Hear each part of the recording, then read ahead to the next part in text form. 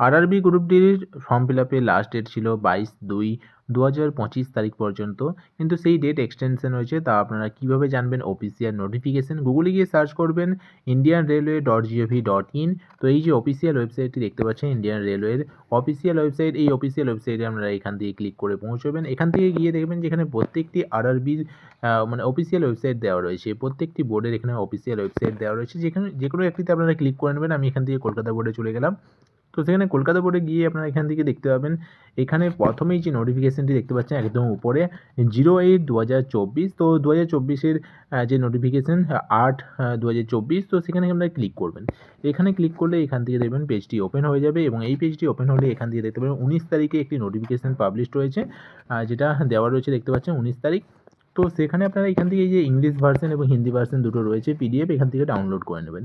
আমি English ভার্সনটি download করে নিলাম এবং আপনাদের সামনে ওপেন করলাম। এখানে দেখতে পাচ্ছেন যে 22 তারিখে লাস্ট ডেট ছিল 22/2/2025, সেটিকে এক্সটেনশন হয়ে এখানে দেখতে পাচ্ছেন 1/3/2025, অর্থাৎ 1 মার্চ পর্যন্ত আপনারা ফর্ম ফিল আপ করতে পারবেন।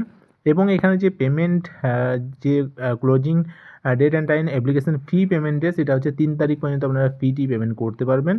এবং নিচে দেওয়া রয়েছে কারেকশন উইন্ডো, যেটা হচ্ছে 25 তারিখ থেকে 6 তারিখ পর্যন্ত ছিল, 6/3 পর্যন্ত। সেটার ডেটটা হচ্ছে চেঞ্জ হয়েছে, যেখানে 4/3 থেকে 13/3 পর্যন্ত কারেকশন আপনারা করতে পারবেন। এই ইনফরমেশনটি কেমন লেগেছে অবশ্যই কমেন্ট করে জানান, আর ভিডিওটি ভালো লাগলে অবশ্যই লাইক করে দিন, এবং চ্যানেল নতুন হলে চ্যানেলটিকে সাবস্ক্রাইব করে রাখুন, আর ভিডিওটিকে শেয়ার করে দিন। ধন্যবাদ ভিডিওটি দেখার জন্য।